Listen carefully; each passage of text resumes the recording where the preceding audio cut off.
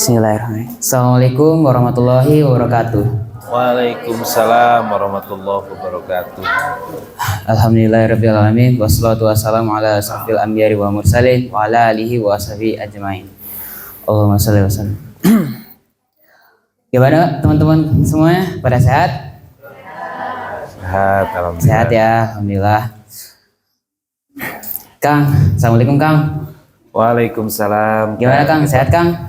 Sehat, alhamdulillah Kang Ito. Gimana kabarnya? Alhamdulillah sehat Kang. Sehat. Oke. Kang, minggu kemarin tuh kita bahas apa ya? Saya juga lupa minggu kemarin bahas apa ya? Oh, Pina. Oke. Ya, Pina. Pina Cirebon ya? Pina Cirebon, Kita ya. bahas Cirebon. Untuk sekarang kali ini kita bahas apa nih Kang? Untuk hari ini karena kita sudah mulai masuk bulan apa? Ada yang tahu sekarang? Di bulan Juni, benar. Tuh. Bulan ininya hijriyahnya. Bulan apa kira-kira? Ada yang ingat gak? Ramadan atau puasa Ramadan mah? Iya, Idul Adha itu di bulan Dzul Hijjah, pintar. Nah, makanya yang akan kita bahas adalah tentang kurban ya. Tentang kurban. Betul. Oke. Jadi langsung aja ya. Apa arti dari kurban? Oke, baik Kang Ito, teman-teman semua.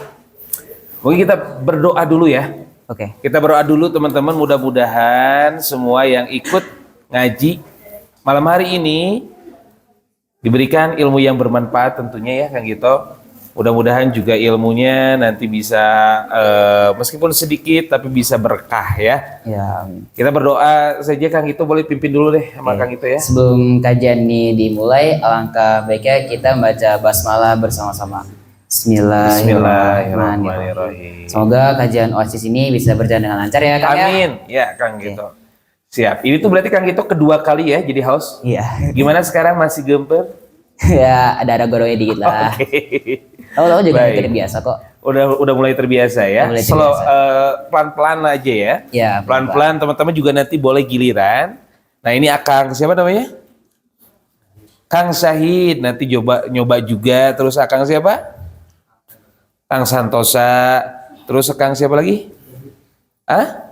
Robi. Terus Ropa. Nanti nyobain juga ya.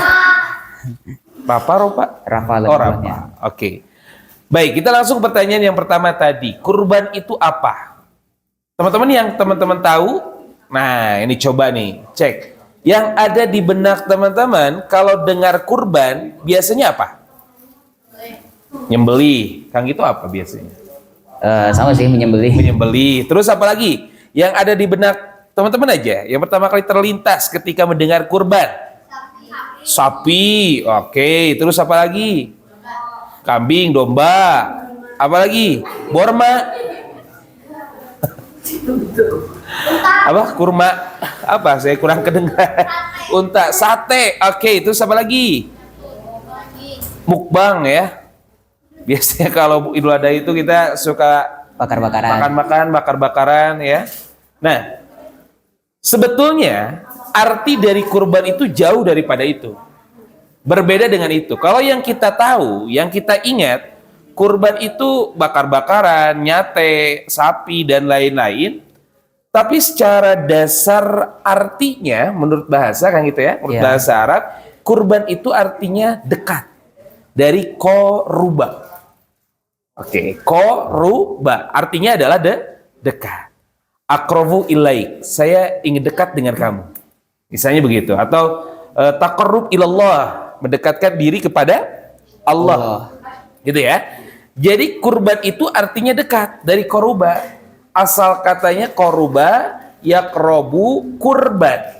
Begitu ya. Iya. Nah, ada istilah lain dari kurban itu. Yang mana memang kita tahunya kurban itu kan dilaksanakan di bulan Zulhijjah. Ketika melaksanakan Idul Adha.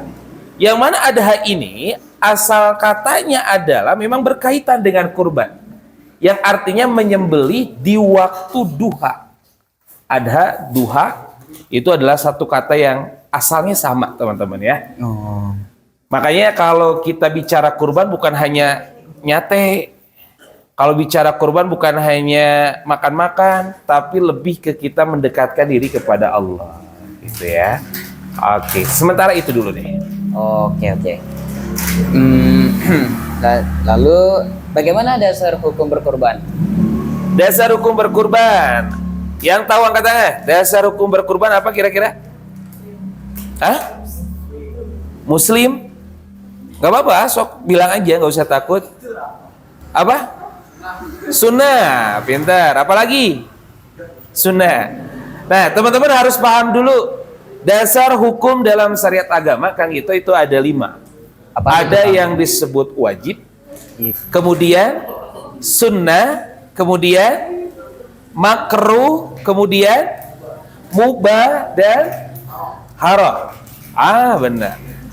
Wajib dilaksanakan mendapatkan pahala, jika tidak dosa. Contohnya sholat. Contoh lain puasa Ramadan. Contoh lain zakat fitrah misalnya. Kalau sunnah dilaksanakan mendapatkan pahala, tapi kalau tidak bagaimana? Nggak dosa. Sunnah mah nggak apa-apa ya. Kemudian kalau makruh dilaksanakan tidak dosa, tapi ditinggalkan Dosa. dapat pahala. Makruh itu ditinggalkan dapat pahala. Tapi kalaupun dilakukan itu tidak dosa, itu makruh. Jadi kebalikan daripada sunnah. Kalau wajib kebalikannya adalah haram, kalau sunnah kebalikannya adalah makruh. Gitu ya. Oke, saya cek, coba jawab bareng-bareng 5 dasar hukum Islam. Yang pertama wajib. Yang kedua sunnah. Yang ketiga makruh. Keempat mubah. Kelima haram. Wajib dilaksanakan dapat pahala, jika ditinggalkan dosa. Oke, pintar. Kemudian sunnah dilaksanakan dapat Pahala. kalau ditinggalkan nggak apa-apa. Tidak apa-apa. Kalau makruh dilaksanakan tidak apa-apa, ditinggalkan dapat pahala. Kalau mubah apa? Dilaksanakan ataupun tidak masalah. Gitu ya. Jadi mubah itu artinya boleh. Mau dilaksanakan silahkan, mau tidak silahkan. Gitu, makan, mau pakai tangan silahkan, pakai sendok silahkan. Kalaupun pakai tangan tidak haram, kalaupun pakai sendok tidak wajib. Kalau pakai kaki? Kalau pakai kaki ya itu agak sedikit kelainan sih ya, agak lain itu ya. Enggak lah ya. Nah itu mubah itu artinya boleh saja. Tidak ada pahala, tidak ada dosa untuk mubah. Kalau haram dilaksanakan kita dapat dosa tentu. Ditinggalkan dapat pahala. Dasar hukum dari kurban itu sebetulnya berbeda-beda menurut ulama.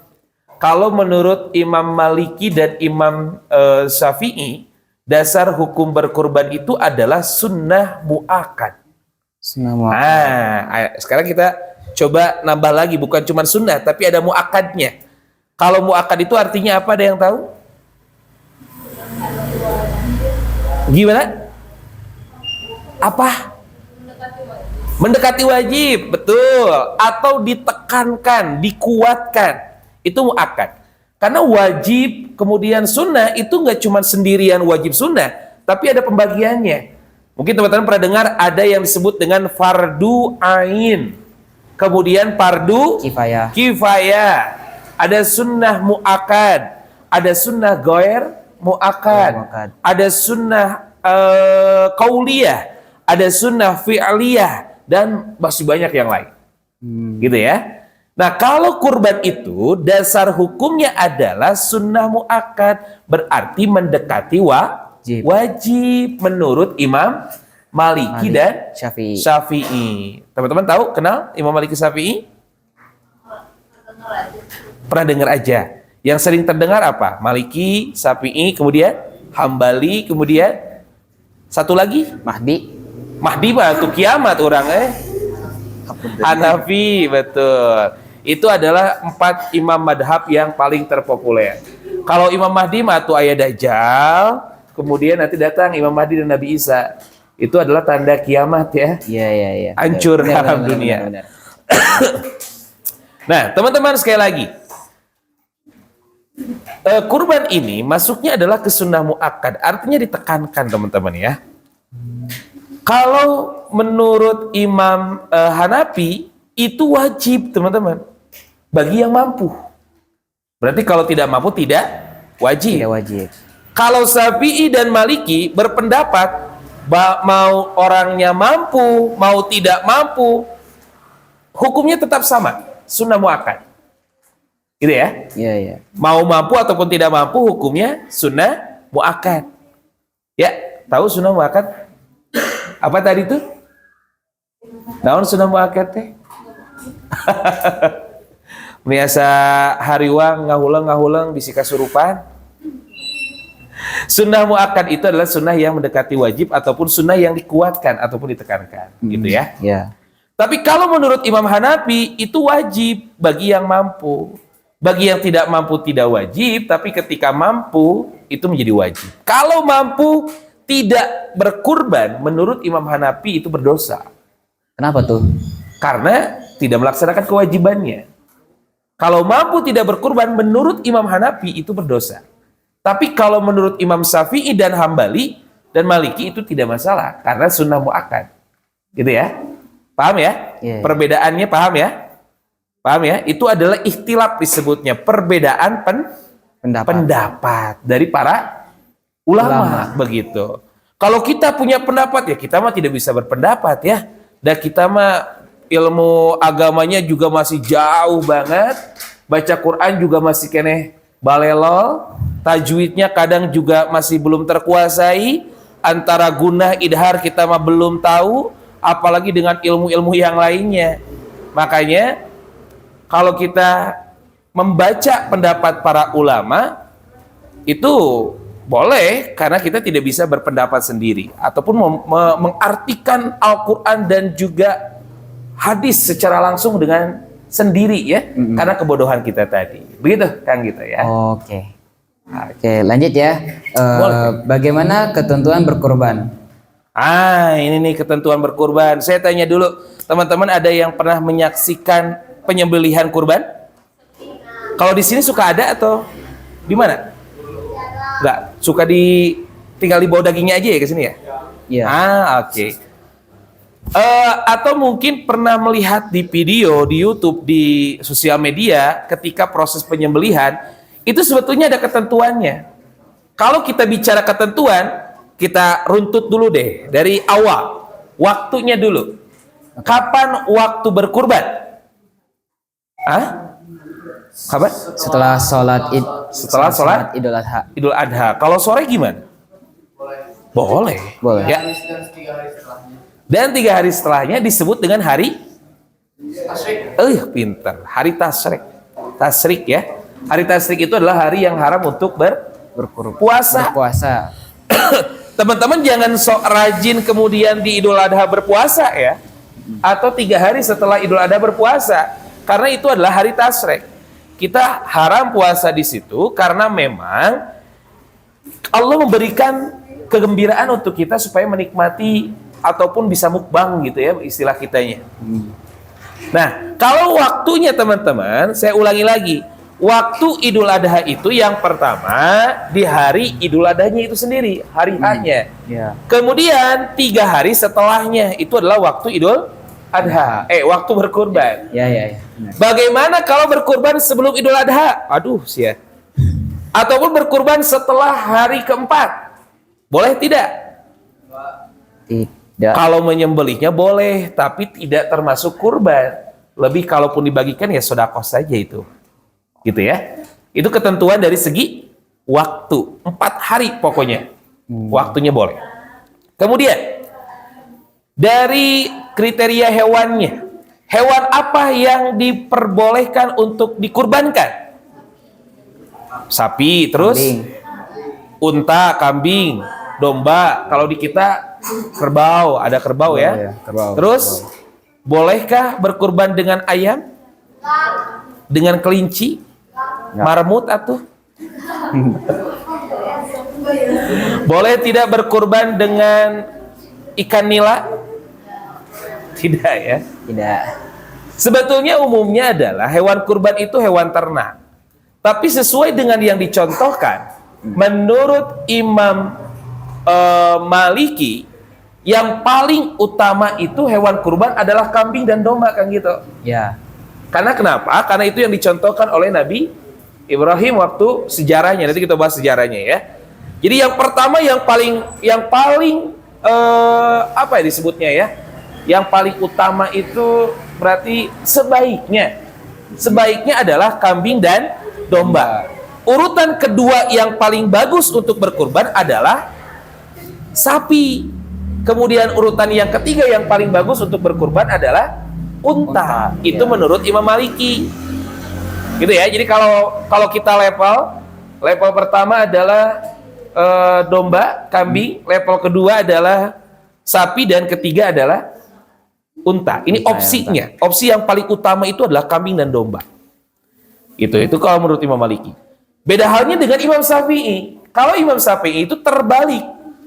Yang paling pertama Unta dulu, baru ke sapi, baru ke domba atau kambing. Karena unta itu lebih dicontohkan oleh Nabi Muhammad SAW waktu itu. Gitu ya. Karena Nabi juga berkurban unta, kambing iya gitu. Begitu teman-teman. Tapi mau apapun itu silahkan. Yang tidak boleh itu ya yang di luar itu. Bagaimana kalau misalnya, nah ini makanya kita harus paham dulu hewan apa yang boleh dimakan dan hewan apa yang tidak boleh dimakan. Apa itu? Apa? Hibab, apa hibab teh? Oh betul. Kebalikan. Ya betul. Kita harus paham dulu. Yang setahu kita hewan yang tidak boleh dimakan itu adalah daging babi. Ya. Dan anjing tentu, ataupun anak dari babi dan anjing. Contoh, babi, ya, kemudian anjing dikawinkan, babi dan anjing dikawinkan, misalnya, yang keluar anak ayam. Mau apapun bentuknya, ketika keluar dari babi dan anjing itu tidak boleh dimakan, teman-teman. Gitu ya?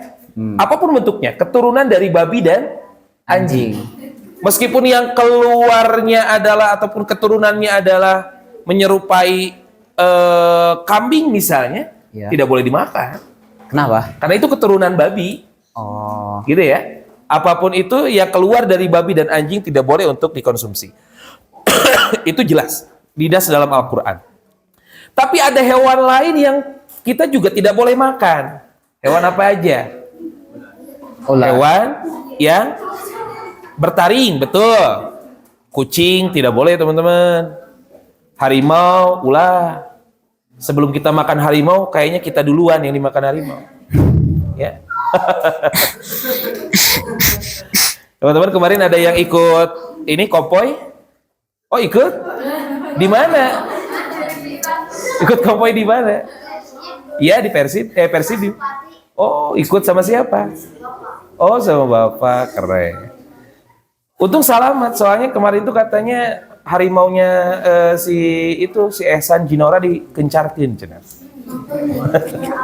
Tahu Ehsan Jinora? Nah, kita tidak bisa teman-teman makan harimau, tidak boleh karena memang bertaring ya. Iya, bertaring. Apalagi yang bertaring hewan? Ular, kucing, iya. Udah. Apalagi? Cita, cita. Hah? Iya pasti. Kalau babi nggak boleh. Babi ngepet apalagi. Ya. Pokoknya semua jenis babi gak boleh lah ya. Nggak boleh. Nah ini nggak boleh dimakan teman-teman. Jangan dikurbankan ya. Baik. Teman-teman begini. Selain yang bertaring, ada juga hewan lain yang tidak boleh dimakan, yaitu hewan yang menjijikan.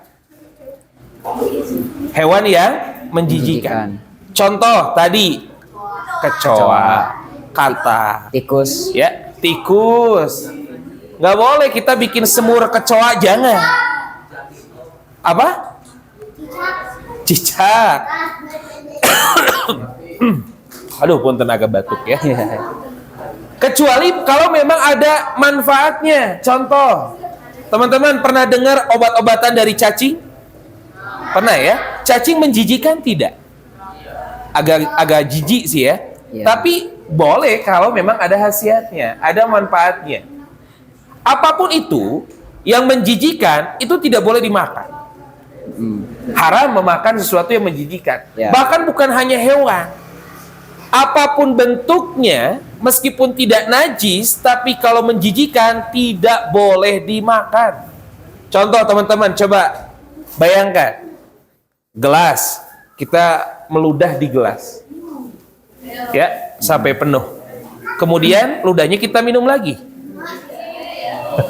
Boleh tidak? Gak boleh, itu menjijikan teman-teman.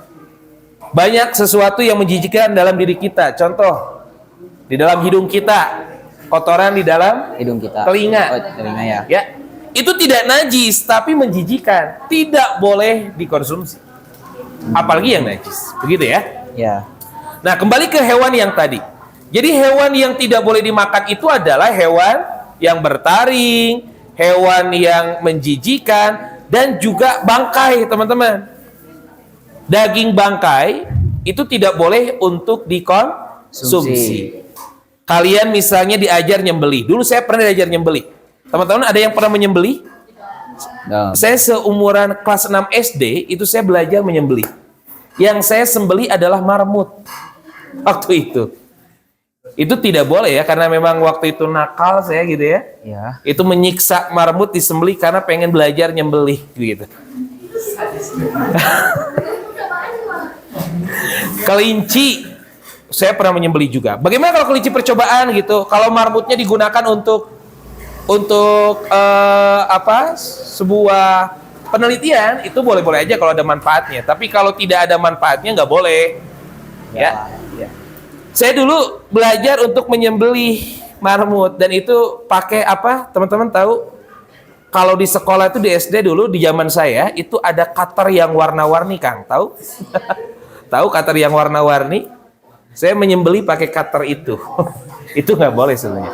Dan itu pun udah karatan, jadi mintul, teman-teman. Disembelih itu nggak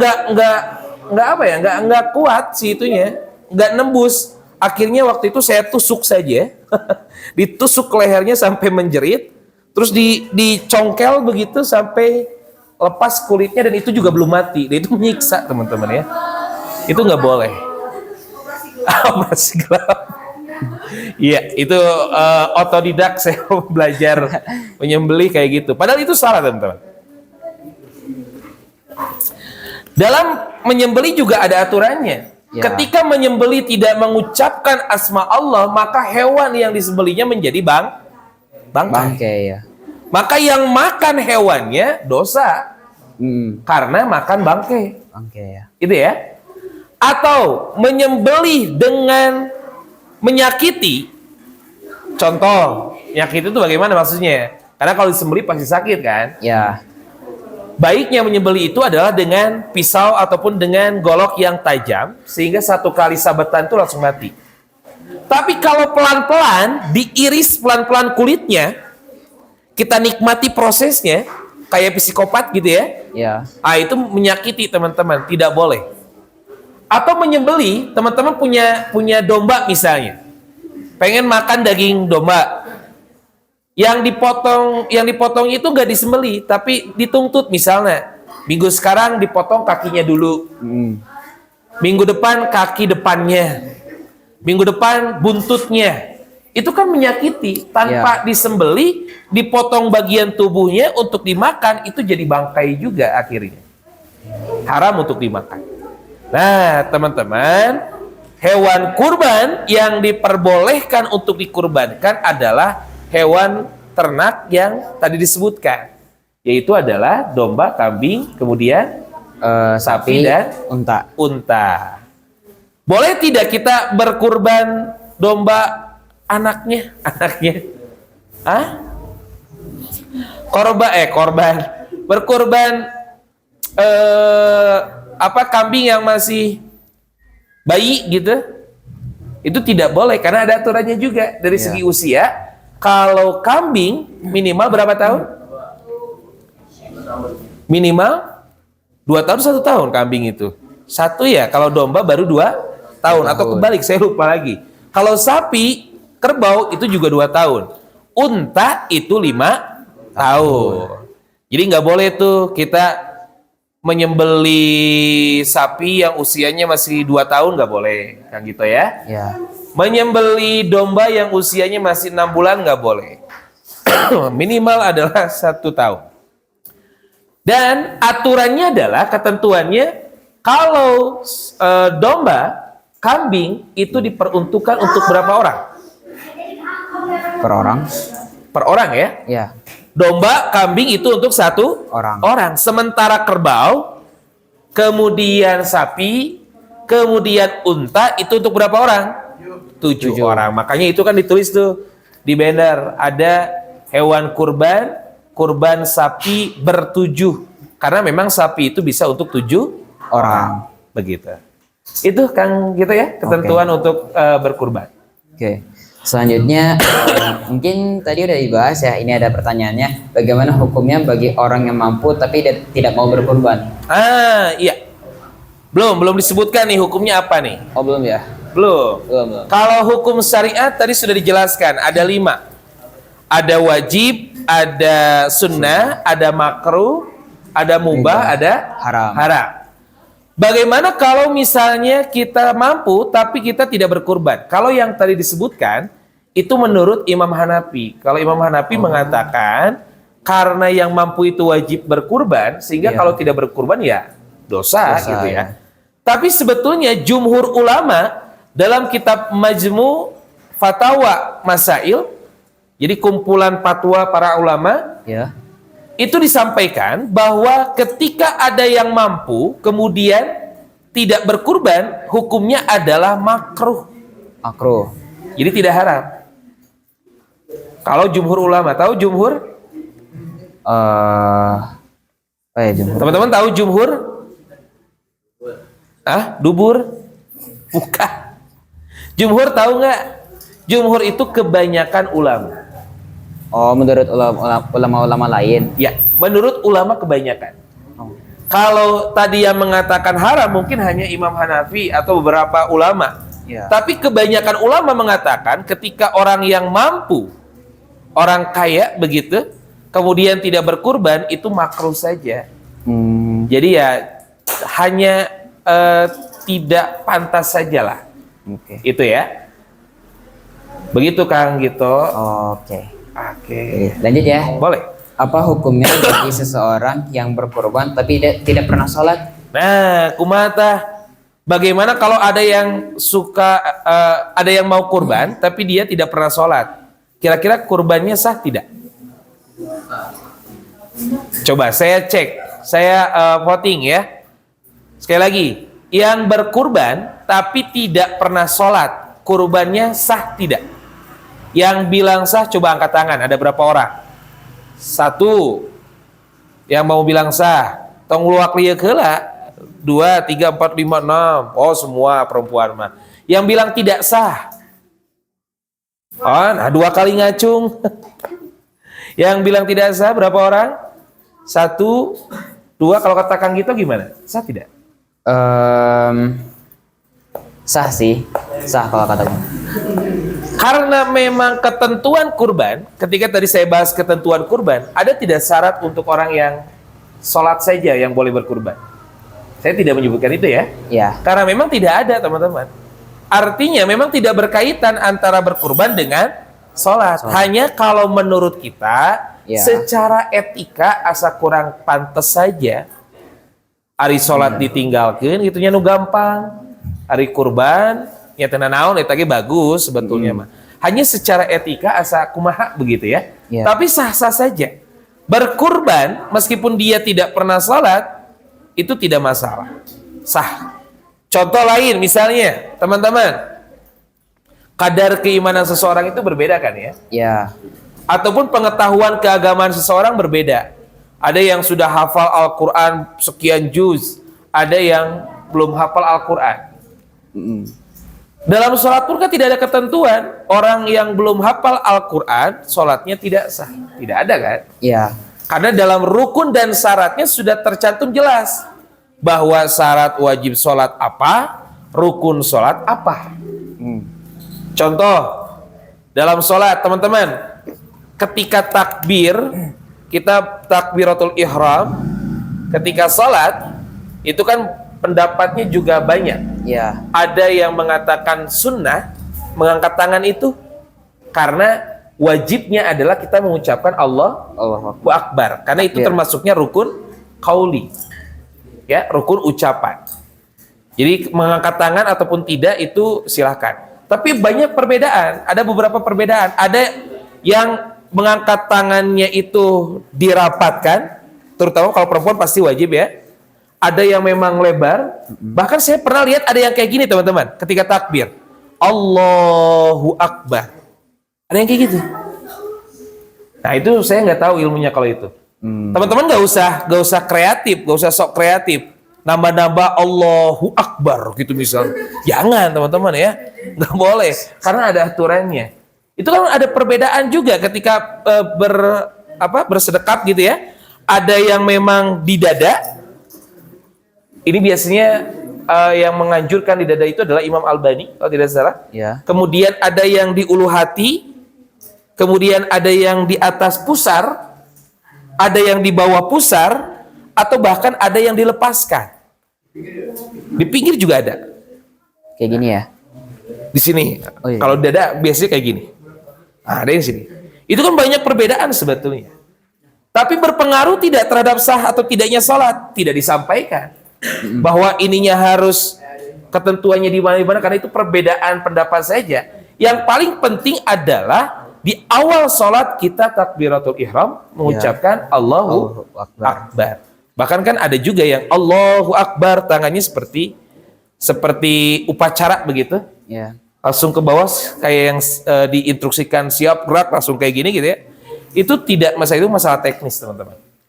Nah kembali ke yang tadi, ini kejauhan kita. Cuman yang tadi, kalau kita bahas yang tadi, artinya tidak ada kaitannya antara kurban dengan sholat. Secara hukum ya, secara hukum. Kalau dia tidak pernah sholat kemudian mau berkurban, dia tidak masalah. Mungkin wasilah dari berkurban dia mendapatkan hidayah, itu bisa jadi. Jadi jangan sampai kita juga suudzon, jangan sampai kita mikirnya negatif gitu ya, kan gitu. Oke. Gitu. Tapi kalau misalnya udah kayak gitu gimana? Masih tetap sama aja? Gimana? Contoh misalnya kan tadi kan meskipun tidak sholat tapi berkurban gitu ya. Itu kalau misalnya udah keseringan itu gimana? Keseringan tidak sholatnya? Ya, keseringan tidak sholat tapi tetap ikut berkurban. Gak masalah sebetulnya teman-teman. Berkurbannya sah. Ya kalau tidak sholatnya itu jadi masalah. Tetap dosa teman-teman ya. Hanya kalau kita mau berpikiran positif, mungkin kita bisa berharap saja. Mudah-mudahan dengan dia mau berkurban, itu kan sedekah ya. Iya. Mudah-mudahan dia dapat hidayah, gitu teman-teman. Pada akhirnya dia mau untuk melaksanakan sholat. Mudah-mudahannya seperti itu. Jadi kalau secara hukum sebetulnya tidak masalah. Tidak pernah sholat pun ya, kurbannya tetap sah, tapi sholatnya yang ditinggalkannya tetap dosa. Gitu ya? Iya. Oke, selamat datang kembali. Iya. Oke. Itu apa terakhir saya lupa ya? Tadi itu yang berkurban tapi tidak sholat ya? Ya. Itu ya, artinya memang tidak ada kaitan secara langsung, secara hukum ya. Oke, itu kan gitu. Oke, kita lanjut ya. Bagaimana hukumnya berkurban tapi dari hasil pinjol atau judol? Gimana hukumnya berkurban dari hasil pinjol ataupun judol? Tahu judol? Apa judol tuh? Judi online. Boleh tidak berkurban dari hasil pinjol dan juga judi? Boleh. Boleh tidak? Ya kita jangan dulu bahas kurbannya. Dari uangnya saja itu sudah haram teman-teman. Uang hasil dari pinjol, karena memang itu ada mengandung riba. Wa halallahu al-bai'a wa harramar riba. Bahwa Allah menghalalkan jual beli, kemudian Allah mengharamkan yang namanya riba. Kemudian judi online itu juga haram, uang haram begitu ya. Ya. Kita jangan dulu bicara masalah kurban, uangnya saja sudah haram teman-teman. Teman-teman ada yang pernah main judi online di sini? Ada pernah? Kenapa angkat tangan? Ada yang pernah atau ada yang tahu aplikasi apa yang biasa digunakan untuk main judi online? Zeus, terus apa lagi? Wih, Sweet Bonanza. Apa lagi? Dominus. Apa lagi? Saya mah nggak tahu, nyebutin dari teman-teman aja. Ini sekedar sharing aja teman-teman ya. Ya. Salah satu tetangga saya yang memang dia orang adat begitu. Hari ini dia harus berobat kejiwaan karena suka main judi online. Jadi hartanya, mobilnya yang tadinya 3 itu cuma tinggal 1 lagi. Kan Dijual untuk bayar pinjol. Pinjolnya dipakai untuk depo ke judi online. Dan itu sekarang agak stres sampai harus berobat ke psikolog begitu ya, ke kejiwaan. Artinya teman-teman jangan sampai sekalipun mencoba, sekali saja mencoba, takutnya nanti keterusan, ya. Jadi jangan mencoba sekalipun, masalah judi online ataupun pinjol, jangan teman-teman, karena itu adalah sesuatu yang nantinya merugikan. Jadi kalau misalnya kita berkorban dari barang yang haram, tentu itu tidak boleh, ya. Haji dari uangnya hasil mencuri, boleh tidak? Tidak boleh, teman-teman ya. Uangnya saja sudah haram, maka hajinya tidak akan diterima. Mungkin bisa saja sah, tapi tidak diterima. Beda loh antara sah dan diterima. Sholat kita bisa saja sah, tapi diterima atau tidak itu belum tentu. Iya. Contoh, Kang Gito sholat, ada takbirnya, ada al-fatihahnya, ada rukunya, ada sujudnya, sesuai dengan rukun dan syaratnya, itu bisa saja disebut sah. Tapi diterima atau tidak itu hanya Allah yang tahu. Begitupun dengan misalnya kita melakukan ibadah dari uang yang memang haram. Kalau diukur secara kaidah fikih mungkin saja sah, tapi tidak diterima atau mungkin tidak akan diterima teman-teman ya. Jadi jangan coba-coba gitu ya. Begitu kan gitu. Oke. Sebelum lanjut, apakah ada yang mau ditanya? Boleh atau sok sharing teman-teman. Yang mau bertanya disilakan. Ataupun yang mau menyampaikan sesuatu juga mangga. Mangga. Bukan topik lagi tapi boleh. kalau misalnya di penangkaran kurban ada sapi yang pasti, kan ada tuh sesuai yang ditangkap sampai ada yang ditembak sama polisi. Oh iya. Itu fungsi dagingnya Tidak boleh dimakan. Kalau ada sapi yang lepas kemudian ditembak sama polisi dan langsung mati waktu ketika ditembak waktu itu juga, itu tidak boleh dimakan karena hukumnya menjadi bangkai teman-teman, karena matinya tidak dengan proses sembelih. Meskipun disembelih, tapi kalau tidak mengucapkan asma Allah, tidak sesuai dengan aturan syariat agama, maka tetap tidak boleh dimakan karena menjadi bangkai. Bangkai itu najis, sesuatu yang najis tidak boleh untuk dimakan teman-teman ya. Ya, siapa dulu? Kalau kita nggak tahu itu disembelihnya baca bismillah dulu. Nah, itu adalah masuknya kita ke ranah husnuzon teman-teman. Kita tidak tahu secara detail bagaimana proses dari awalnya, sehingga ya kita anggap saja berhusnuzon saja kepada yang punya respon. Itu aman. Tapi kalau ingin lebih amannya lagi, ya tentu itu agak sulit teman-teman. Kita harus tahu prosesnya dari awal. Bahkan kalau guru saya di pesantren tidak pernah makan daging dari pasar. Jadi kalau mau makan daging, dia pasti akan menyembelih sendiri. Tapi kan itu repot teman-teman ya. Itu sangat repot. Jadi kalau secara umum kita husnuzon saja bahwa itu prosesnya sesuai gitu ya. Karena kalau di kita ada mayoritas muslim lah, insya Allah mudah-mudahan terjaga itu makanan-makanannya. Tadi satu lagi apa? Boleh, itu yang sapi patungan untuk 7 orang. Kalau domba tidak boleh patungan, per orang boleh. Tapi kalau untuk 7 orang itu sapi ataupun unta itu baru boleh. Atau kalau di kita kalau tidak ada sapi kerbau boleh gitu ya. Masih aman. Gitu ya? Oke. Begitu kan gitu. Oke. Tapi Kang, kenapa kalau di Indonesia tidak pernah ada yang kurban unta? Ya karena kita sulit juga cari unta di Indonesia ya. Ada unta pun ya di kebun binatang. Dan itu mahal juga ya. Lebih baik kan di Arab kan? Ya kalau di Arab karena memang banyak populasinya, karena memang habitatnya di sana, jadi kebanyakan mereka juga aman-aman aja kalau menyembelih unta ya. Kalau kita karena nggak ada, dan ada pun biasanya di kebun binatang, ya yang ada saja lah. Ya udah, oke. Lanjut ya. Bagaimana sejarah berkurban? Oke, teman-teman saya kasih kesempatan satu orang yang mau menceritakan bagaimana sejarah kurban. Sejarah kurban itu berarti hubungannya dengan Nabi siapa? Nabi Ibrahim dan Nabi Ismail. Angkat tangan.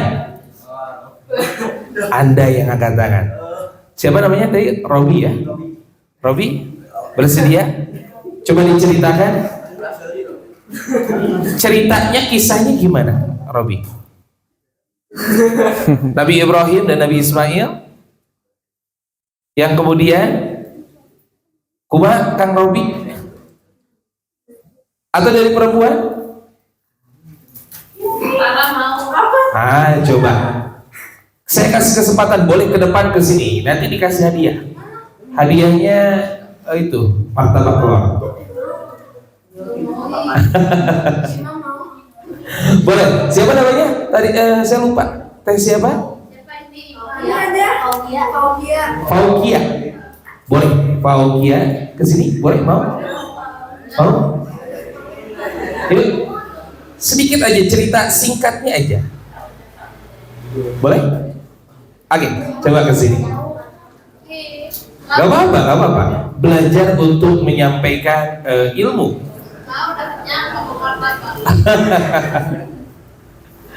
Oke, kan gitu. Cerita singkatnya sebetulnya kita sudah tahu, karena ini sudah umum ya, bahwa memang Nabi Ibrahim suatu ketika bermimpi diperintahkan oleh Allah untuk melakukan kurban atas anaknya. Jadi menyembelih anaknya, yaitu adalah Nabi Ismail. Sedangkan ibunya Nabi Ismail ataupun istrinya dari Nabi Ibrahim siapa? Siti Hajar. Jadi suatu ketika Nabi Ibrahim bermimpi diperintahkan oleh Allah untuk berkurban anaknya. Gitu ya? Dilema Nabi Ibrahim. Karena tidak mudah dan tidak masuk akal kalau kita ingin mengorbankan anak kita, begitu ya. Sampai di hari kedua Nabi Ibrahim bermimpi yang sama, diperintahkan oleh Allah untuk berkurban anaknya. Masih bingung, masih dilema, dan di hari ketiga Nabi Ibrahim masih bermimpi hal yang sama, yang pada akhirnya Nabi Ibrahim yakin bahwa ini adalah memang perintah dari Allah. Sampai Nabi Ibrahim berdiskusilah dengan Nabi Ismail. Ya bunayya, hei anakku, kata Nabi Ibrahim ya. Ini sesungguhnya aku ini aro pimana saya lupa lagi kalimatnya, pimanami teman-teman. Pimanami itu artinya di dalam mimpi. Manami itu tidur artinya ya. Saya bermimpi melihat mimpi saya bahwa saya diperintahkan untuk menyembelih kamu, kata Nabi Ibrahim. Kemudian Nabi Ismail menjawab, ya abati if'al, wahai bapakku, kerjakan saja. Jadi solehnya Nabi Ismail ketika memang disuruh untuk disembelih oleh Allah, diperintahkan untuk disembelih, Nabi Ismail bersedia, begitu. Gitu ya. Gak bayangkan kalau di zaman kita sekarang, kalau betul-betul diperintahkan untuk menyembelih anaknya, Kayaknya setiap tahun pasti akan ada anak yang disembelih. Tapi kan tidak. Karena endingnya adalah berbagai pendapat juga mengatakan bahwa ketika disembelih pisaunya tidak apa ya, kalau istilah Sundanya tidak terang. Terangnya naon ya bahasa Indonesia? Terang. Tidak mempan begitu. Jadi ketika disembelih tidak mempan. Yang pada akhirnya diganti dengan kambing ataupun domba. Makanya yang kita lakukan sekarang adalah menyembelih kambing atau domba atau hewan ternak yang lain. Bayangkan kalau dulu betul Nabi Ibrahim menyembelih Ismail, mungkin berlanjut sampai sekarang, di mana orang tuanya menyembelih anaknya, ya, Ilmi disembelih,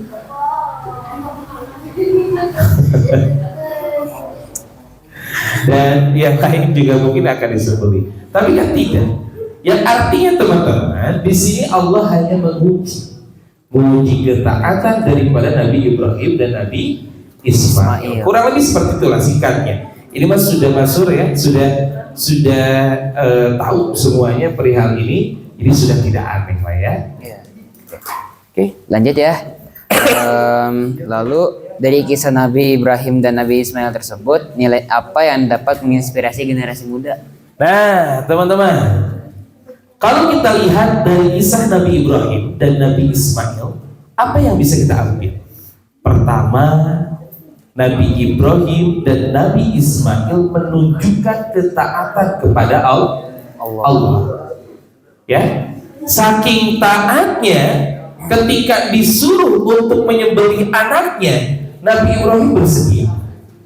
Saking taatnya ketika disuruh untuk disembelih, Nabi Ismail sebagai anak pun bersedia. Artinya teman-teman, kita bisa ambil nilai itu, bahwa kita harus membangun ketaatan kepada Allah. Naon atuh taat teh? Taat itu apa? Kita taat itu melaksanakan kewajiban dan menjauhi larangan Allah.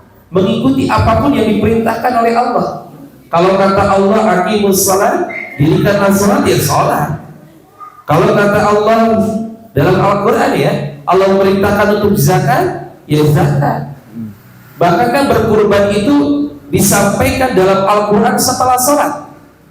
Dalam dalam surat yang kita sudah familiar, inna a'tainakal kautsar fasalli li rabbika wanhar. Fasalli maka salatlah kamu li rabbika kepada Tuhanmu, wanhar dan berkurbanlah. Jadi berkurbanlah itu ya kurban tadi, kurban domba, kurban kambing, sapi dan lain-lain ya. Kalau kurban perasaan mah kan udah sering ya. Kalau perasaan mah sudah sering. Nah, yang belum mungkin barangkali kita nanti bisa berkurban buat ternak begitu yang tadi disebutkan di Idul Adha itu ya. Itu ya. Gitu kayak gitu. Oke, lanjut ya.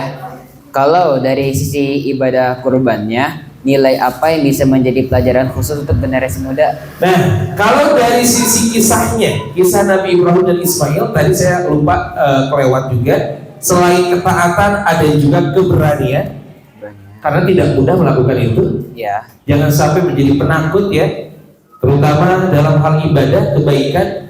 Jangan takut untuk berdakwah, jangan takut untuk syiar, jangan takut untuk berbicara, jangan takut untuk menjadi host, jangan takut untuk belajar, jangan takut gagal. Karena ketika kita tahu mana yang salah, sebetulnya kita akan tahu mana yang benar. Ketika kita tahu kegagalannya seperti apa, kita akan tahu jalan menuju keberhasilannya bagaimana. Jadi lakukan kebaikan ataupun belajar dengan maksimal agar nanti kita tidak menyesal tentunya teman-teman ya. Jangan sedikit-sedikit takut, gak mau ataupun isi, gak boleh. Dalam hal kebaikan tidak boleh isi. Memang untuk perempuan malu itu bagus karena al-haya'u minal iman. Malu itu sebagian daripada iman. Tapi kalau malu-maluin ataupun malunya berlebihan dalam hal kebaikan juga malu, ya tidak boleh juga. Ya. Kalau untuk perempuan malu yang dimaksud itu adalah malu kalau keluar rumah sendirian tanpa mahram, bagus. Malu kalau misalnya komunikasi dengan lawan jenis tanpa mahram, itu bagus kalau malunya kayak gitu. Begitupun dengan laki-laki. Tapi kalau malunya dalam kebaikan, ketika disuruh jadi MC malu, pidato malu, ataupun bertanya malu, wah itu nanti takutnya jadi kebiasaan ke depannya ya. Pada akhirnya kita akan serba takut nantinya. Naudzubillah, jangan ya. Belajar untuk berani saja. Selain ketaatan, selain juga tadi keberanian, ada juga keikhlasan. Nabi Ibrahim ikhlas, Nabi Ismail ikhlas. Tapi kalau dari sisi ibadah kurbannya, sebetulnya nilai yang bisa kita ambil adalah kurban itu mengajarkan kepedulian untuk kita. Kita berkurban domba, sapi, kambing untuk dibagikan kepada fakir miskin. Artinya teman-teman, kita belajar untuk peduli sesama manusia. Itu dalam hal hablum minannas. Tapi kalau hablum minallah sesuai dengan arti kurban tadi, yaitu adalah mendekatkan diri kita kepada Allah dengan kurban ini, teman-teman ya. Jadi begitu kan gitu. Lanjut ya, ini pertanyaan terakhir ya. Di era modern saat ini, bagaimana cara kita sebagai pemuda mengamalkan pelajaran yang terkandung dalam ibadah kurban? Kalau kita runtut lagi, tadi apa saja? Dari kisah Nabi Ibrahim kita ambil yang pertama, ketaatan. Kemudian yang kedua, keberanian. Kemudian yang ketiga, apa tadi? Keikhlasan ya. Dari sisi ibadah kurbannya yang bisa kita ambil pelajarannya adalah kepedulian.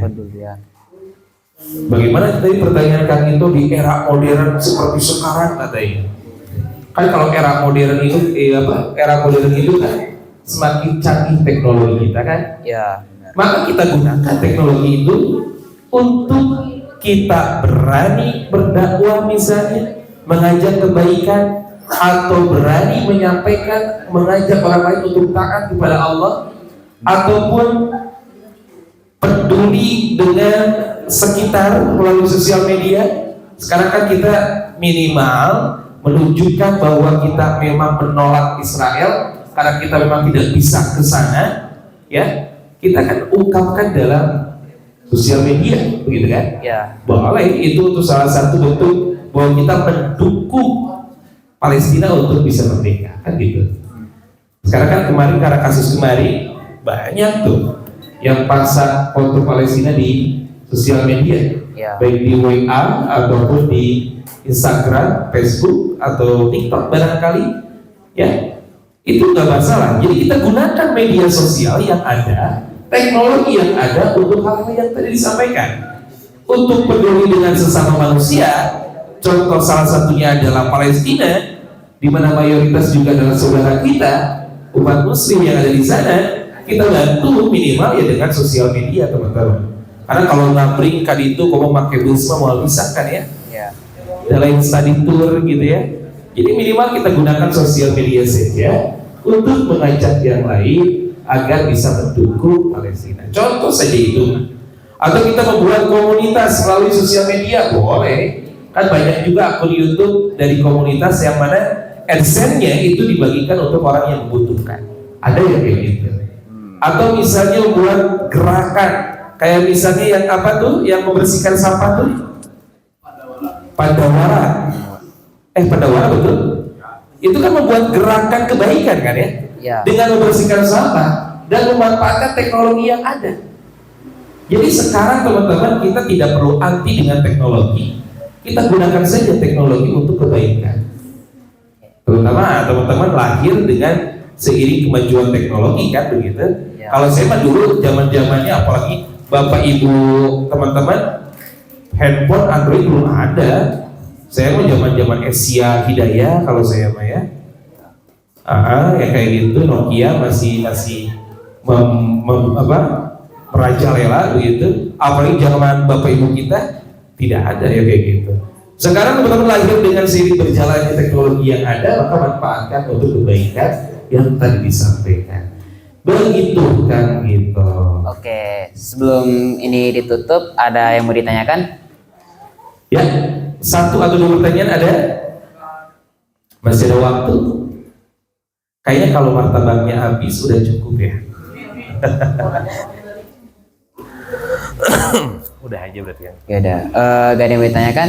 Ya udah, Kang, hatur nuhun ya Kang ya atas materinya dan temanya. Siap, kan gitu sami-sami. Semoga apa yang dibahas oleh Kang Ihsan bisa bermanfaat buat kalian semua ya. Amin. Amin ya rabbal alamin. Ya udah, makasih ya Kang ya. Ya, sama-sama Kang Gito sebagai closing statement dari saya. Hatur nuhun teman-teman.